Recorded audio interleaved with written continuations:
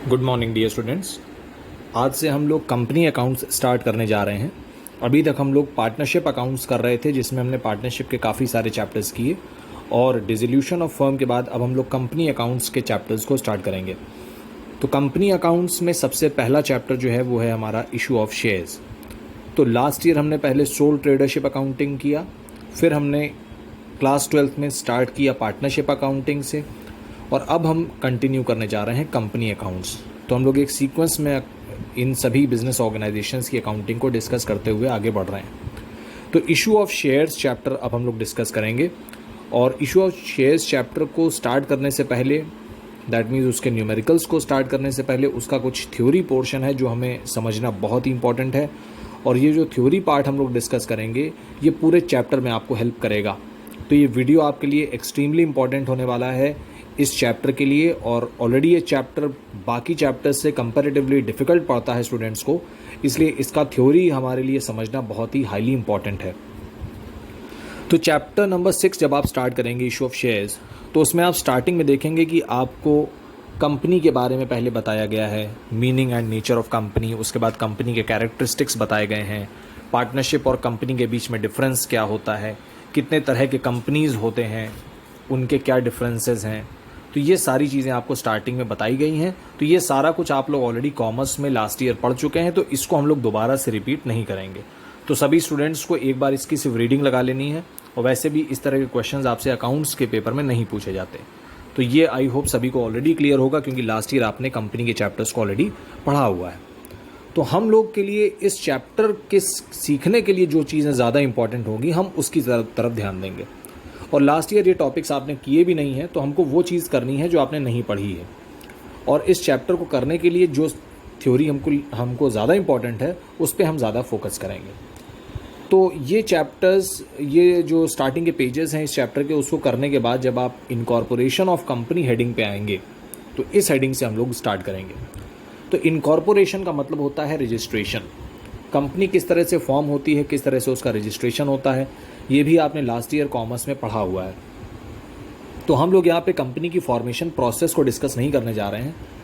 हम ये डिस्कस करने जा रहे हैं कि जब कंपनी एक्चुअली में फॉर्म होती है तो उसका जो शेयर्स को इशू करने का प्रोसेस है वो क्या होता है। ये जो यहाँ पे 4 स्टेप्स लिखे हुए हैं, ये चारों स्टेप्स आपने last year formation of a company chapter में ऑलरेडी पढ़ा हुआ है। अगर आप क्लास 11 की बुक को खोलेंगे तो फॉर्मेशन ऑफ कंपनी चैप्टर को जैसे ही आप ओपन करेंगे तो फर्स्ट पेज पे ही ये 4 स्टेजेस लिखी हुई हैं कि एक कंपनी को प्रॉपरली फॉर्म होने में 4 स्टेजेस के थ्रू गुजरना पड़ेगा। तो पहला स्टेज जो होता है वो प्रमोशन का होता है, उसके बाद इनकॉर्पोरेशन होता है, फिर कैपिटल सब्सक्रिप्शन होगा, और फिर कमेंसमेंट ऑफ बिजनेस होगा। और ये भी आपने पढ़ा था कि प्राइवेट कंपनी को सिर्फ पहले 2 स्टेप्स कंटिन्यू करने होते हैं, लेकिन पब्लिक कंपनी को चारों स्टेप्स कंप्लीट करने होते हैं। तो बाय डिफ़ॉल्ट हम हमेशा पब्लिक कंपनी की ही बात कर रहे होते हैं, क्योंकि issue of shares chapter he public company के लिए पढ़ना है हमको, क्योंकि प्राइवेट कंपनी ऑलरेडी शेयर्स को इशू नहीं कर सकती कॉमन पब्लिक को। तो अगर हम इशू ऑफ शेयर्स चैप्टर पढ़ रहे हैं तो ऑब्वियस है कि हम पब्लिक कंपनी के लिए ही पढ़ रहे हैं। प्राइवेट कंपनी तो वैसे भी पब्लिक को शेयर्स इशू नहीं करती। तो जब एक पब्लिक कंपनी शेयर्स इशू करेगी तो उस केस में किस तरह से उस पूरी प्रोसेस को कंप्लीट किया जाएगा, ये हमको इस चैप्टर में सीखना है। तो यहाँ पे हम प्रमोशन और इनकॉर्पोरेशन और उसका जो पूरा प्रोसेस है उसको हम डिस्कस करने नहीं जा रहे हैं। तो ये तो ब्रीफ में आपको बताया गया जो आपने लास्ट ईयर ऑलरेडी पढ़ा हुआ है। तो हमारे लिए ज़्यादा इंपॉर्टेंट यहाँ से चीज़ें शुरू होती हैं, share capital of a company. Share capital, देखिए हम लोग लास्ट ईयर से पढ़ते चले आ रहे हैं कि बिजनेस में जो पैसा ओनर इन्वेस्ट करता है उसको कैपिटल कहा जाता है, और कैपिटल इन्वेस्ट करने की एंट्री होती है bank account debit to capital account. Last year हमने सीखी हुई है bank account debit to capital account. Partnership में हमने सीखा कि जब कोई पार्टनर कैपिटल लेके आता है तो आप कैपिटल के साथ साथ पार्टनर का नाम भी लिख देते हैं, फॉर एग्जाम्पल एज कैपिटल। तो bank account debit to as capital. तो पहले हमने एंट्री सीखी bank account debit to capital, फिर हमने एंट्री सीखी bank account debit to partners capital, और जब एक कंपनी की हम बात करते हैं तो हमारी एंट्री हो जाती है bank account debit to share capital. अब यहाँ पे शेयर कैपिटल वर्ड यूज होगा, bank account debit to share capital. तो एंट्री देखिए वही चल रही है। अकाउंट्स के कंसेप्ट किसी के लिए भी नए नहीं होंगे, किसी के लिए भी डिफरेंट नहीं होंगे। फिर वो एक कंपनी हो या फिर एक सोल ट्रेडरशिप बिजनेस हो, अकाउंट्स के कंसेप्ट सभी के लिए यूनिफॉर्म है। अकाउंट्स किसी में भी कोई भी भेदभाव नहीं करेगा। तो कैपिटल इन्वेस्ट करने की एंट्री यही होती है, bank account debit to share capital account. तो कैपिटल हमेशा क्रेडिट होता रहा है और आज भी क्रेडिट ही होगा। अब यहाँ पे हम शेयर कैपिटल वर्ड क्यों यूज़ कर रहे हैं, यहाँ पे हम कैपिटल वर्ड क्यों नहीं यूज़ कर सकते? देखिए, कंपनी को चाहिए होती है बहुत बड़ी अमाउंट ऑफ कैपिटल, करोड़ों रुपए का कैपिटल इन्वेस्ट होता है। तो इतना पैसा एक पर्सन के लिए पॉसिबल नहीं होता कि वो इन्वेस्ट करे। इसलिए किया क्या जाता है कि कंपनी की टोटल कैपिटल को, कंपनी की जो भी टोटल कैपिटल है उसको छोटे पार्ट्स में डिवाइड कर दिया जाता है। तो जो total capital of a company is divided into smaller parts and every part is known as a share. तो अगर हम एक हिस्से की बात करें, सिर्फ इतने से हिस्से की, तो इसको हम बोलेंगे शेयर। जैसे आप लोगों ने ध्यान दिया होगा कि जब बर्थडे सेलिब्रेट होता है किसी के फैमिली में, तो जब केक कटिंग हो रही होती है तो उस समय जो केक होता है वो पूरा एक सर्कुलर शेप में होता है या स्क्वायर शेप में होता है। लेकिन जब उसको कट किया जाता है तो उसके पीसेस किए जाते हैं और हर पीस एक पर्टिकुलर पर्सन को ऑफर किया जाता है। तो इस एग्जाम्पल के थ्रू ही हम ये समझ सकते हैं कि जो टोटल कैपिटल है कंपनी की, वो एक बहुत बड़े साइज़ की है। जिस तरह से एक बहुत बड़ा एक केक होता है, उसको पूरा कंज्यूम करना एक पर्सन के लिए पॉसिबल नहीं है, तो इसलिए हम उसके स्मॉलर पार्ट्स कर देते हैं। और एक पार्ट अगर हम एक पर्सन को ऑफर करें तो उसके लिए उसको कंज्यूम करना और उसको रिलिश करना ज़्यादा ईजी होगा as compared to the whole of the cake. तो इसी तरह से कंपनी की भी टोटल कैपिटल को हम स्मॉलर पार्ट्स में डिवाइड कर देते हैं and each part is known as a share. तो अगर हम एक पार्ट की बात करें तो इट इज़ अ शेयर, और इस पूरे की बात करें तो इसको हम कहते हैं कैपिटल। तो ये तो पूरी कैपिटल है। तो कंपनी की कैपिटल तो बहुत बड़ी हो सकता है 100 करोड़ रुपीज़ की कैपिटल है, पर इतना अमाउंट एक लोग के लिए इन्वेस्ट करना पॉसिबल नहीं होगा। तो पूरी कैपिटल को जब हमने छोटे पार्ट्स में डिवाइड कर दिया तो उसको हमने बोला शेयर। तो इस तरह से बन गया शेयर और capital, share capital. So when the total capital is shared between lakhs of people it becomes share capital. तो इसलिए कंपनी की कैपिटल को हम शेयर कैपिटल बोलते हैं। That means share is a share in the share capital of a company. तो अगर आपसे शेयर के बारे में पूछा जाता है तो आप कह सकते हैं कि share is a share in the share capital of a company. तो इसलिए हम ये टर्मिनोलॉजी बार बार यूज करेंगे, शेयर कैपिटल। उसके बाद प्रोस्पेक्टस के बारे में आप सभी जानते हैं, लास्ट ईयर ऑलरेडी आपने पढ़ा हुआ है।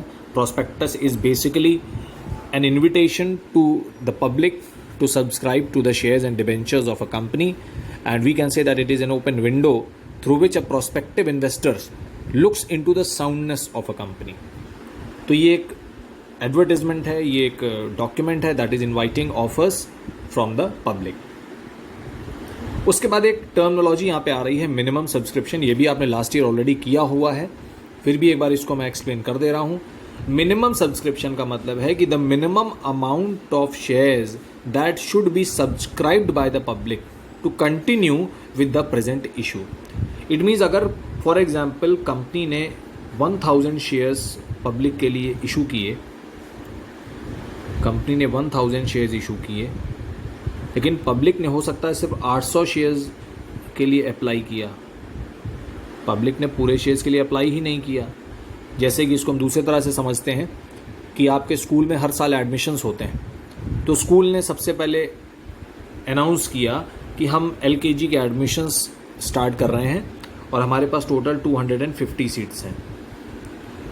लेकिन अगर हो सकता है कि लोगों ने अगर सिर्फ 100 सीट्स के लिए अप्लाई किया फॉर एग्जांपल, ऐसा कभी नहीं होता, पर इन केस ऐसी कोई सिचुएशन आती है कि 250 सीट्स हैं स्कूल के पास लेकिन सिर्फ 100 एप्लीकेशंस आई हैं, तो हो सकता है स्कूल ये डिसाइड करे कि हम 100 सीट्स के लिए पूरा सेशन ऑर्गेनाइज करें और बाद में फिर हम इतने टीचर्स को रखेंगे, तो इतना ज़्यादा प्रॉफिटेबल नहीं होने वाला है कि हम 100 बच्चों के लिए 5 सेक्शंस बनाएं, तो 20 स्टूडेंट सिर्फ एक सेक्शन में रहेगा, तो ऐसा स्कूल के लिए पॉसिबल नहीं है और स्कूल के लिए बहुत ज़्यादा इकोनॉमिकली फीसिबल भी नहीं है।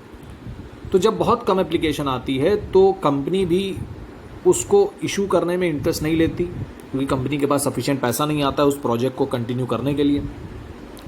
लेकिन एक मिनिमम थ्रेशोल्ड तक अगर एप्लीकेशन आ जाती हैं तो कंपनी भी उसको इशू कर देती है, शेयर्स आगे बढ़ जाती है। तो इसमें कई सारे सिचुएशंस क्रिएट हो सकती हैं। जैसे कि अगर हमने कहा कि 1000 शेयर्स हैं कंपनी के पास और 800 एप्लीकेशन आई हैं, तो इसे आप कहेंगे under subscription. Under subscription that means जितना शेयर्स था कंपनी के पास उससे कम एप्लीकेशन आई, तो ये अंडर सब्सक्रिप्शन की सिचुएशन है।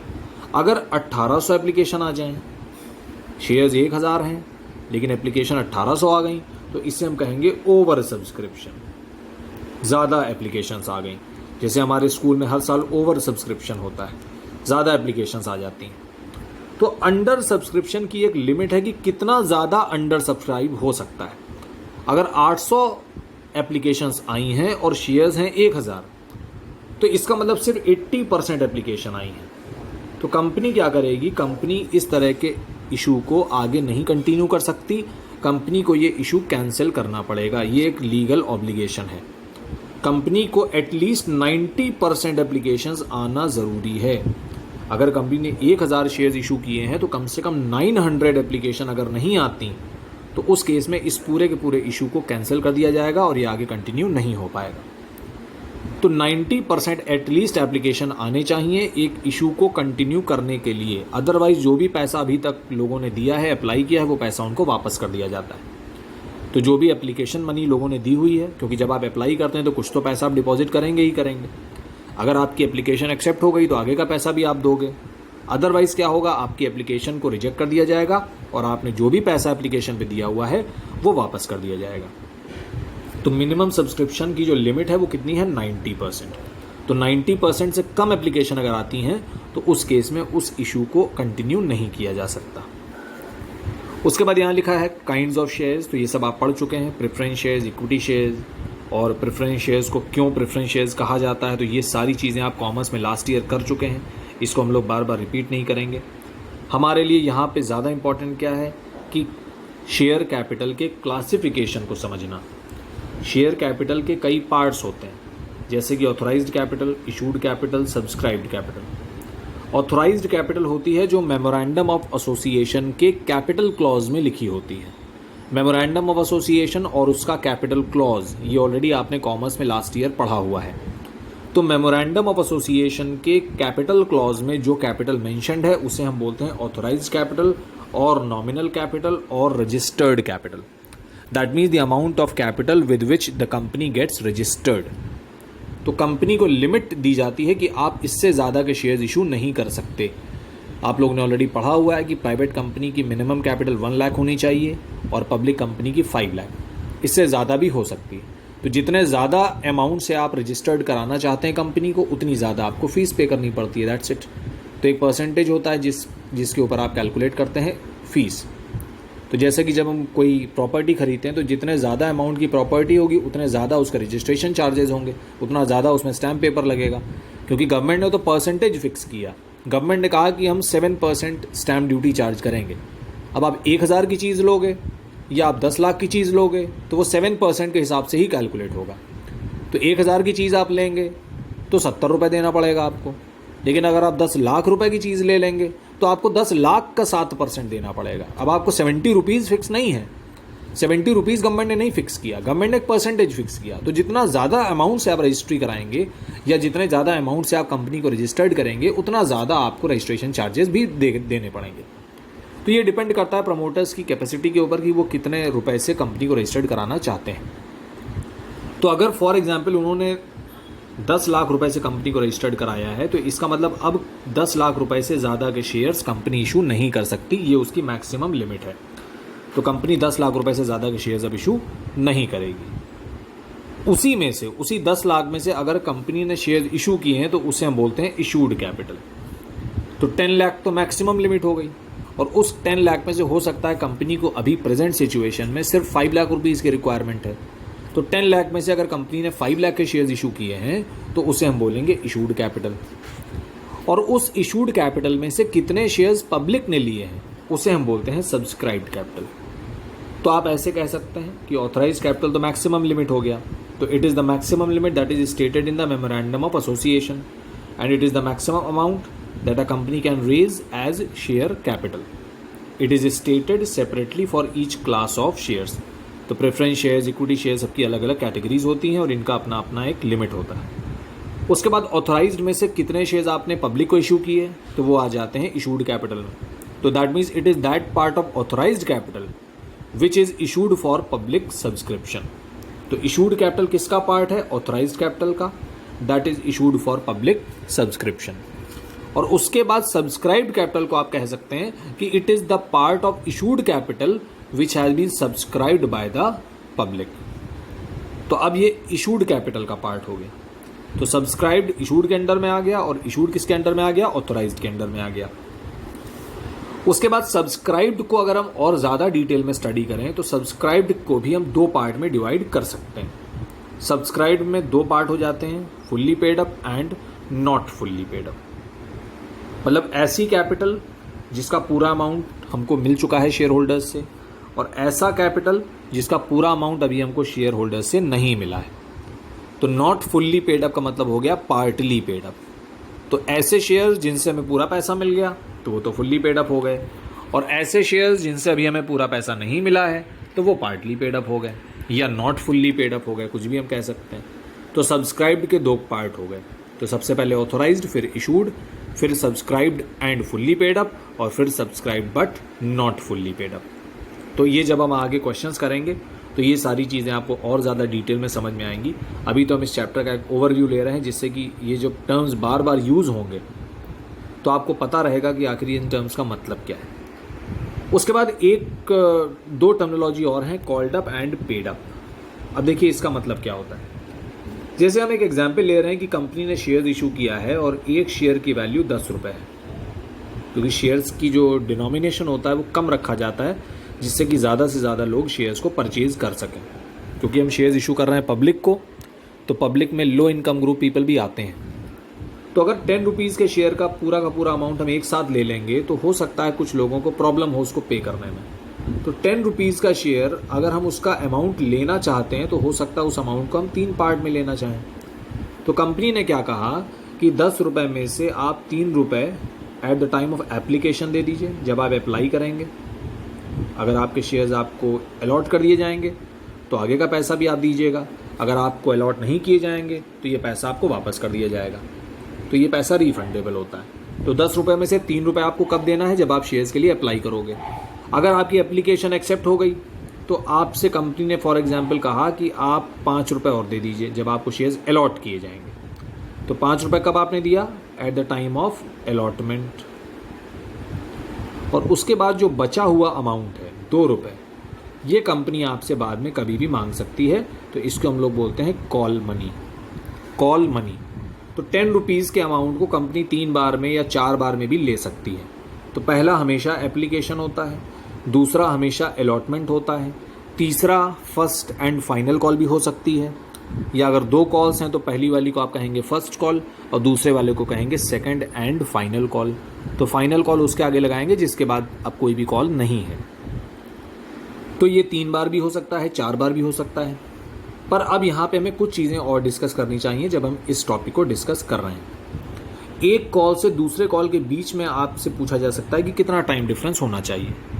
तो अगर फॉर एग्जांपल अलॉटमेंट हमने किया है 1 अप्रैल को, तो हम 10 दिन बाद कॉल का पैसा नहीं मांग सकते। कम से कम 1 महीने का टाइम डिफरेंस होना चाहिए 2 कॉल्स के बीच में। तो कम से कम 1 महीने का। और ये पूरा 10 रुपये आपको कितने टाइम के अंदर ले लेना है? तो पूरे 10 रुपये की बात अगर हम करें तो ये पूरा 10 रुपीज़ का जो अमाउंट है ये कंपनी को 12 मंथ्स के अंदर अंदर ले लेना चाहिए। तो 12 महीने, इसका मतलब 1 साल के अंदर ये पूरा पैसा कंपनी को ले लेना चाहिए। तो एक कॉल से दूसरे कॉल के बीच में कम से कम 1 महीने का डिफरेंस, ज़्यादा भी हो सकता है। और इस पूरे प्रोसेस को कंप्लीट करने में कंपनी को 1 साल का समय लगना चाहिए। That means with in 1 year company should collect all the calls. तो ये आई होप सभी को समझ में आ गया होगा।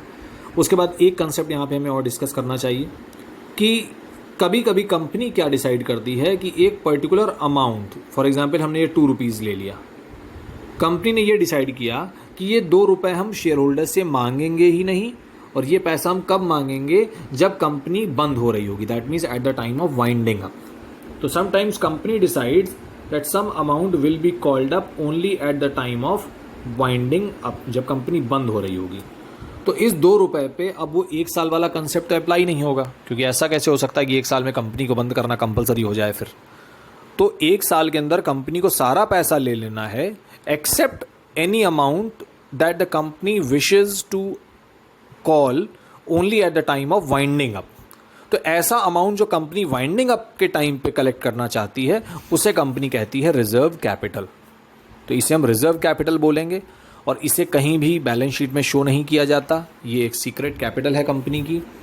तो ये जो 1 ईयर वाला कंसेप्ट है वो रिजर्व कैपिटल पे अप्लाई नहीं होता। हो सकता है कंपनी 10-20 साल बाद या 50 साल बाद लिक्विडेट हो जाए, तो 50 साल बाद अगर ये पैसा मांगा जाएगा तो वो तो ऑब्वियस है कि 1 ईयर के बाद ही हो रहा है। तो इस अमाउंट को आप क्या बोलते हैं? Reserve capital. तो अब आपसे रिजर्व कैपिटल का अगर मीनिंग पूछा जाता है तो आप इजीली बता सकते हैं कि it refers to that amount of subscribed capital which is called up only at the time of winding up.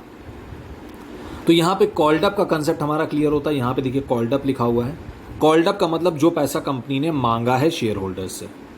तो ये ध्यान दीजिएगा, एप्लीकेशन का पैसा कंपनी कभी मांगती नहीं है, लोग खुद ही अप्लाई करते हैं। कंपनी नहीं कहती आपसे कि आप शेयर्स के लिए अप्लाई करिए, पर्सनली आपसे नहीं कहा जाता, आप खुद अप्लाई करते हो। जब स्कूल अनाउंस करता है कि जो एडमिशन्स है उसकी डेट ये पर्टिकुलर डेट है, तो स्कूल सिर्फ अनाउंस कर देता है। उसके बाद जिसको एडमिशन चाहिए होता है वो खुद अप्लाई करता है। स्कूल किसी को पर्सनली फ़ोन करके नहीं बताता। लेकिन उसके बाद जब आपकी सीट अलॉट हो जाती है तब स्कूल आपको मैसेज करके बताता है कि आपका सीट कंफर्म हो गया है, आपको इंटरव्यू के लिए आना है और फिर आपको फ़ीस भी डिपॉजिट करना है। ये सारी चीज़ें स्कूल आपसे बताता है। तो एप्लीकेशन के लिए स्कूल ने आपसे पैसा नहीं मांगा। ठीक उसी तरह से कंपनी भी आपसे एप्लीकेशन का पैसा मांगती नहीं है, डायरेक्टली आप खुद ही दे देते हैं कंपनी को। लेकिन आगे के जो भी अमाउंट्स हैं वो कंपनी पहले आपसे मांगेगी, तब आप देंगे। तो अलॉटमेंट के बारे में कंपनी पहले आपको बताएगी कि आपके शेयर्स अलॉट कर दिए गए हैं, अब आप पैसा डिपॉजिट करिए। कॉल मनी का भी पैसा आपसे मांगा जाएगा और जिस दिन कंपनी मांगेगी उसके बाद आपको एक प्रॉपर टाइम दिया जाएगा कि इतने समय के अंदर पैसा डिपॉजिट कर दीजिए आप।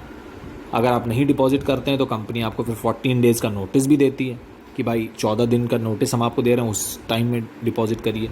तो ये सारा एक पूरा प्रोसेस है जो हमेशा इशू ऑफ शेयर्स पे फॉलो किया जाता है। तो कॉल्ड अप का मतलब हो गया जो पैसा कंपनी ने मांगा है, और पेड अप का मतलब हो गया जो पैसा शेयर होल्डर्स ने पे कर दिया है। तो कंपनी ने मांगा अगर 10 रुपये है और शेयर होल्डर ने 8 रुपीज़ पे किया अभी तक, तो ये जो 2 रुपीज़ कंपनी को नहीं मिला अभी तक, इसको कहा जाएगा कॉल्स इन एरियर। एरियर का मतलब यही होता है जो अनपेड अमाउंट है। तो इसका भी मीनिंग अभी हम देखते हैं, आगे लिखा होगा, ये देखिए, कॉल्स इन एरियर। एरियर्स का मतलब यही है कि amount not received by the company. तो कंपनी ने पैसा मांग लिया पर शेयर होल्डर ने दिया नहीं, तो उसे हम कहेंगे कॉल्स इन एरियर। तो इसको किस तरह से ट्रीट करती है company? It is treated as an asset. Asset की तरह क्यों ट्रीट किया?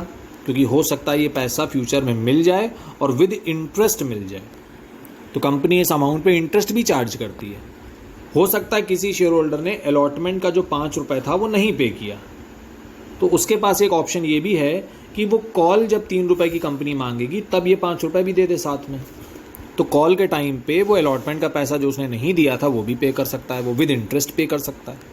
तो कंपनी कॉल्स इन एरियर को एज एन असेट ट्रीट करती है क्योंकि ये पैसा कंपनी को फ्यूचर में रिसीव हो सकता है और विद इंटरेस्ट मिल सकता है कंपनी को। इसीलिए कॉल्स इन एरियर को हमेशा डेबिट किया जाता है। जब हम लोग क्वेश्चंस करेंगे तो आप देखेंगे कि इसको डेबिट किया जाता है।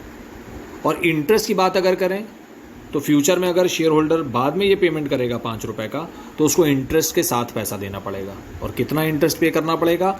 10% का इंटरेस्ट चार्ज किया जाता है। तो कंपनी आपसे 10% इंटरेस्ट के साथ पैसा लेगी बाद में। तो अलॉटमेंट का पैसा अगर आपको फॉर एग्जांपल अप्रैल में पे करना था और आपने नहीं पे किया, और अब आप क्या कर रहे हैं कि जब आपसे अप्रैल के बाद फॉर एग्जांपल जुलाई में कॉल का पैसा मांगा गया, फर्स्ट कॉल का, तो आपने जुलाई में कॉल के अमाउंट के साथ अलॉटमेंट का पैसा भी दे दिया। तो अलॉटमेंट का अमाउंट तो आपने डिले कर दिया, अप्रैल मई जून 3 महीने आपने पैसा डिले किया, तो 3 महीने का आपको इंटरेस्ट देना पड़ेगा 10% के अकॉर्डिंग। तो ये होता है कॉल्स इन एरियर। और एडवांस होता है कि पैसा मांगा नहीं गया था पर शेयर होल्डर ने पहले ही दे दिया। तो हो सकता है अलॉटमेंट के टाइम कंपनी ने 5 रुपये मांगा, लेकिन आपने 3 रुपये जो बाद में देना था वो भी अभी दे दिया। तो आपने कंपनी को 8 रुपये दे दिए, लेकिन कंपनी ने आपसे सिर्फ 5 रुपये मांगे थे। तो जितना जल्दी पैसा दिया आपने, तो अब आपने 3 महीने पहले पैसा दे दिया, तो अब कंपनी आपको इंटरेस्ट देगी 12% का। तो कंपनी 12% का इंटरेस्ट आपको पे करेगी। अब ये देखिए यहाँ पे 12% लिखा हुआ है। तो कॉल्स इन एरियर्स पे कंपनी को 10% इंटरेस्ट रिसीव होगा। कंपनी को रिसीव होगा तो पे कौन करेगा? Share holder. और कॉल्स इन एडवांस पे उल्टा है, एडवांस पे अब कंपनी इंटरेस्ट पे करेगी। कितना पे करेगी? 12%। किसको पे करेगी? शेयर होल्डर को पे करेगी। तो ये एक एक्सपेंस है और 10% वाला जो था ये कंपनी के लिए इनकम है। तो interest on calls in arrears कितना है? 10%। और interest on calls in advance कितना है? 12%। तो आई होप यहाँ तक सभी स्टूडेंट्स को क्लियर हो रही होंगी चीज़ें। बिल्कुल ये बेसिक टर्मिनोलॉजी है जो हम लोग बार बार इस चैप्टर में यूज़ करेंगे। अब यहाँ देखिए रिजर्व कैपिटल के बारे में लिखा हुआ है। सब्सक्राइब्ड कैपिटल का वो हिस्सा जो अनकॉल्ड रहता है, मतलब कंपनी ये पैसा नहीं मांगती। और कब मांगती है? Accept in the event of winding up of the company. तो तभी मांगती है जब तक कंपनी वाइंडिंग अप में नहीं चली जाती।